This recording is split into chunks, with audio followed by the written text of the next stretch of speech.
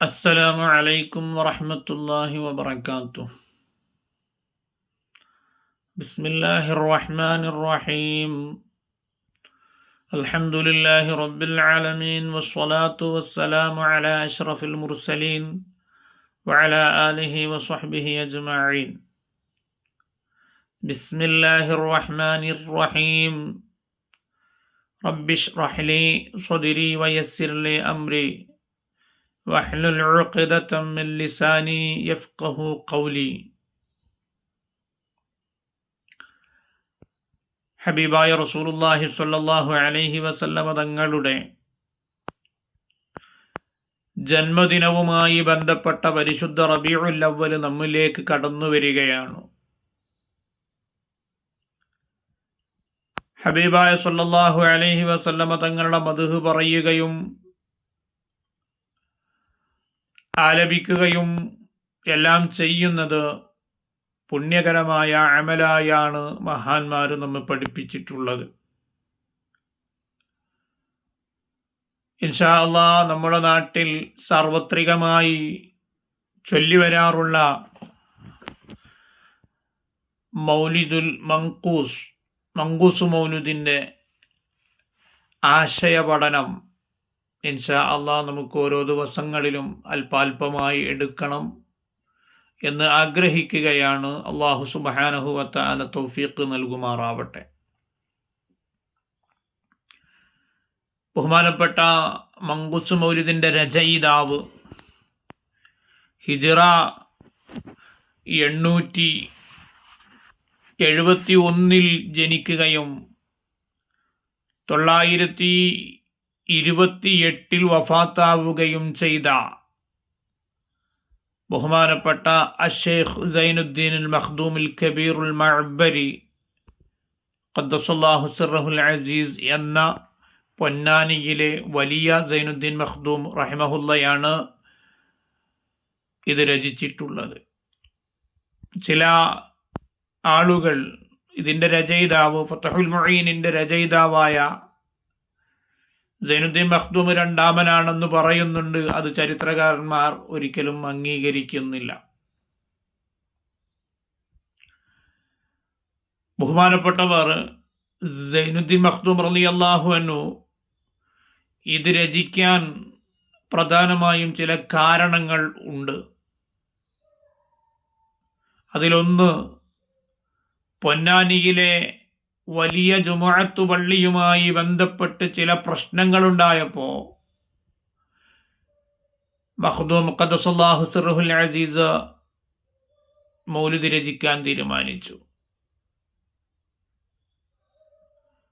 ഈ മൗലിദിലെ ഒരു വരി കാണാം. ഖദ് ഹല്ല ബിമാ ഖദ് അലിംത മിനൽ അദാ വൽളുൽമി വൽളുഇഫി ശദീദി ഫാസിഇദി.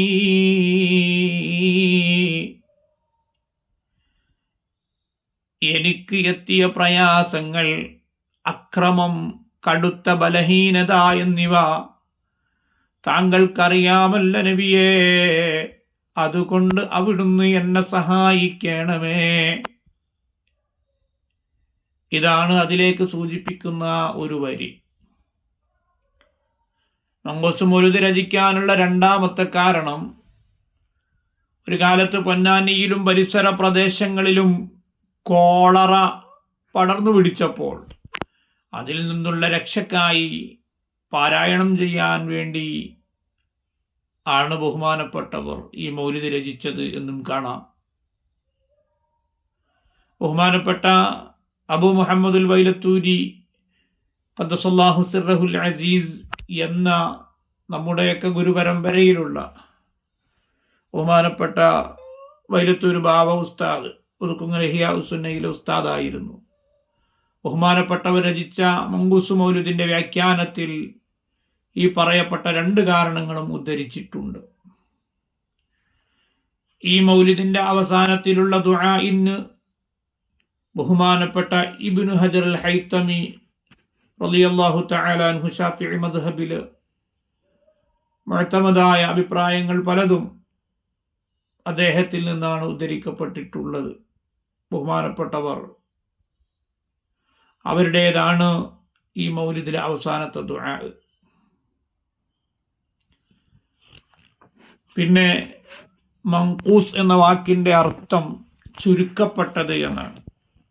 ചില പുത്തനാശയക്കാർ മങ്കൂസ് എന്നതിനെ ആ കാഫിനെ മാറ്റി കാഫാക്കി അവസാനം സ്വാദിന് പകരം സീനും കൊടുത്ത് മങ്കൂസ്, അതായത് മറിക്കപ്പെട്ടത്, ബിംബങ്ങളെ മറിക്കപ്പെട്ട ഒരു വിഷയം പറയുന്നുണ്ട്. അതുകൊണ്ട് അത് ബിംബവുമായി ബന്ധപ്പെട്ട മൗലിദാണ് എന്ന് ജൽപ്പിക്കാറുണ്ട്. അത് നിരർത്ഥകമാണ്. മങ്കൂസ് എന്ന് പറഞ്ഞാൽ നമ്മുടെ നാട്ടിലൊക്കെ ചില സ്ഥലങ്ങളിൽ ഓതപ്പെടാറുള്ള സുബ്ഹാന മൗലിദ്, ഹനഫികൾ കൂടുതലുള്ള സ്ഥലങ്ങളിലൊക്കെ കൂടുതലായി അവർ പാരായണം ചെയ്യാറുള്ളത് സുബ്ഹാന മൗലിദാണ്. ആ സുബ്ഹാന മൗലിദിൽ നിന്നും അതുപോലെ മറ്റു ചില മൗലിദുകളിൽ നിന്നുമെല്ലാം ചുരുക്കിയെടുത്തതാണ് എന്നതുകൊണ്ടാണ് മങ്കൂസ് എന്ന നാമം അതിന് വന്നത്. ഇൻഷാ അല്ലാഹ് ബാക്കി ഭാഗം നമുക്ക് തുടരാം. അല്ലാഹു തആല തൗഫീഖ് നൽകുമാറാവട്ടെ. ഇതിൻ്റെ ബറക്കത്ത് കൊണ്ട് നമ്മുടെ ഇഹപര വിജയം അല്ലാഹു സുബ്ഹാനഹു വ തആല എളുപ്പമാക്കി തരുമാറാവട്ടെ. അതുപോലെ നമ്മിൽ നിന്ന് മരണപ്പെട്ടു പോയ, ചൂരൽമലയടക്കം പ്രയാസങ്ങൾ കാരണം മരണപ്പെട്ടു പോയ ആളുകൾക്ക് അല്ലാഹു തആല മഗ്ഫിറത്തും റഹ്മത്തും നൽകട്ടെ. അവർക്കൊക്കെ ശുഹദാഇന്റെ പ്രതിഫലം നൽകട്ടെ. ആമീൻ ബിറഹ്മതിക യാ അർഹമർ റഹീമീൻ. വസല്ലല്ലാഹു അലാ ഖൈരി ഖൽഖിഹി സയ്യിദിനാ മുഹമ്മദിൻ വആലിഹി വസഹ്ബിഹി അജ്മഈൻ വൽഹംദുലില്ലാഹി റബ്ബിൽ ആലമീൻ. അസ്സലാമു അലൈക്കും വറഹ്മത്തുള്ളാഹി വബറകാതുഹു.